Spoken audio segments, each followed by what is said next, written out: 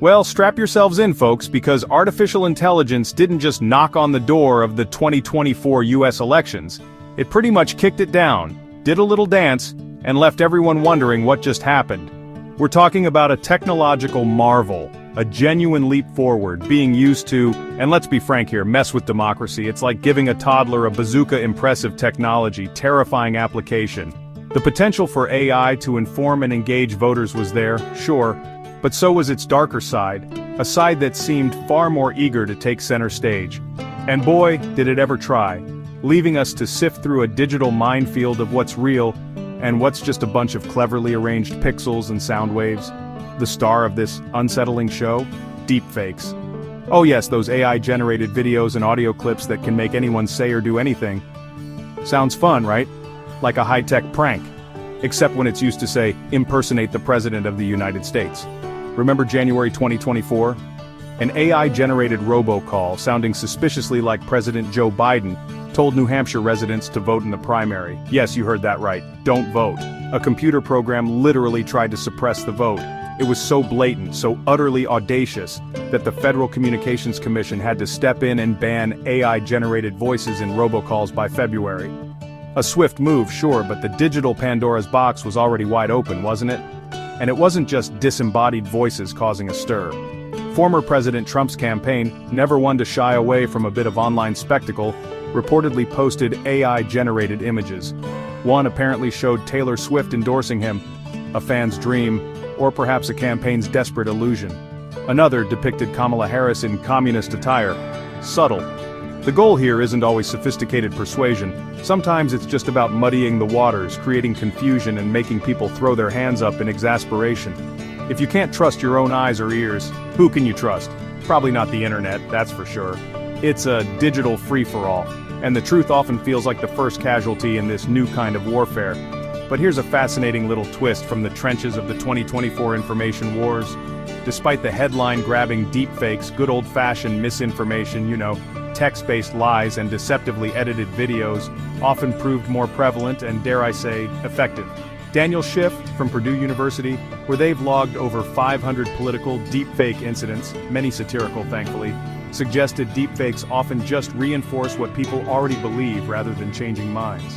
So, while the shiny new AI toys got the attention, the rusty old tools of deception were still doing plenty of damage. It's like worrying about a laser-guided shark when you're actually being nibbled to death by piranhas. Both bad, just different levels of complexity in their badness. Now let's talk about where most of this digital chicanery finds its audience: social media. Yes, that place where your aunt shares minion memes and where geopolitical narratives are subtly, and not so subtly, shaped by algorithms. In 2024, these platforms became the primary battleground for AI-driven manipulation. Think of it as a high-stakes game of whack-a-mole, where every time a platform swats one piece of AI-generated nonsense, two more pop up, probably wearing even more convincing digital disguises. The sheer volume of content, combined with AI's ability to generate it at lightning speed, created an environment ripe for exploitation, and exploit it they did. The tech giants, to their credit, weren't entirely asleep at the wheel. Meta, for instance, started requiring advertisers to disclose if AI was used in political ads, a little label saying "warning may contain artificial persuasion." TikTok also began labeling some AI-generated content. OpenAI, the creators of some of the most advanced AI models, took a firmer stance, banning the use of their services for political campaigns altogether, and preventing the generation of images of real people, especially political figures. They, along with Meta, reported rejecting numerous requests to conjure up AI images of political figures. It's like they built a powerful sports car and then immediately had to install a very strict governor on the engine. Despite these safeguards, the digital dam still had leaks. AI-generated campaign messages and images supporting false narratives inevitably slipped through the cracks. It's the nature of the beast. For every defense, there's a new offensive strategy. And then there are the dark corners of the internet, like closed messaging platforms such as WhatsApp. Tracking AI-created misinformation there is notoriously difficult. It's like trying to catch smoke with a butterfly net. Limited data sharing from major tech companies like Twitter, or X, or whatever it's called this week, and Meta also presented a significant challenge for researchers trying to get a clear picture of the problem. Transparency, it seems, is often the first thing sacrificed at the altar of proprietary algorithms. Interestingly, Meta itself reported that AI-driven tactics provided only incremental gains for those trying to spread disinformation, suggesting their countermeasures were somewhat effective. This is a small comfort perhaps, like being told the tidal wave was only a few feet higher than predicted.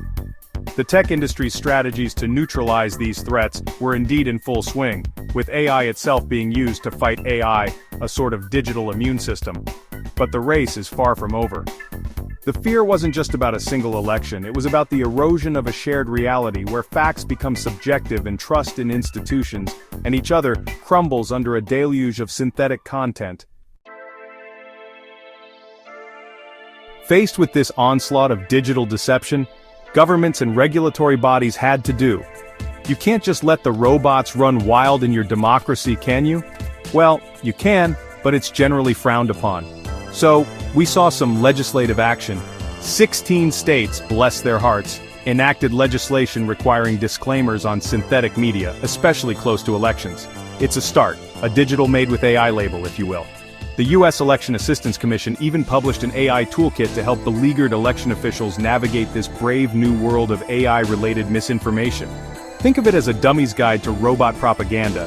And as we mentioned, the FCC's ban on robocalls with AI-generated voices in February 2024 was a direct response to that Biden deepfake stunt. That was a clear line in the sand. But legislation, as we all know, often moves at the speed of a particularly unenthusiastic glacier, while technology sprints ahead like Usain Bolt on a sugar rush. The challenge is enormous. How do you regulate something that's evolving so rapidly, something that can be created by anyone, anywhere, with a decent internet connection? It's like trying to put toothpaste back in the tube, except the tube is the entire internet, and the toothpaste can impersonate world leaders. This isn't just an American soap opera, by the way. Oh no. The impact of AI on elections became a global concern in 2024, a year when over 60 countries held national elections. Everyone was watching and everyone was worried. Researchers had warned that AI could become a super tool for foreign influence operations. While this didn't materialize into a catastrophic revolution in the 2024 US elections, the Foreign Malign Influence Center reported AI hadn't quite revolutionized these efforts yet. The threat was and remains very real. Foreign actors, it turns out, still found plenty of mileage in good old-fashioned staged videos. For instance, a fabricated video of Kamala Harris supposedly involved in a hit-and-run in September 2024 was linked back to a Russian network. Old tactics, new anxieties, but don't count AI out of the foreign influence game just yet. Russia was reportedly using AI to generate content designed to amplify fears around immigration, a classic wedge issue.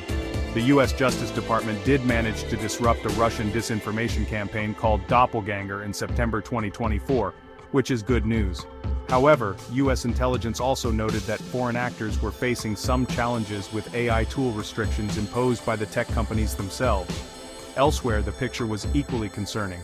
In South Asia, AI was reportedly used to flood the public sphere with articles, images, and video deepfakes. And in London, an audio deepfake of Mayor Sadiq Khan allegedly led to violent clashes.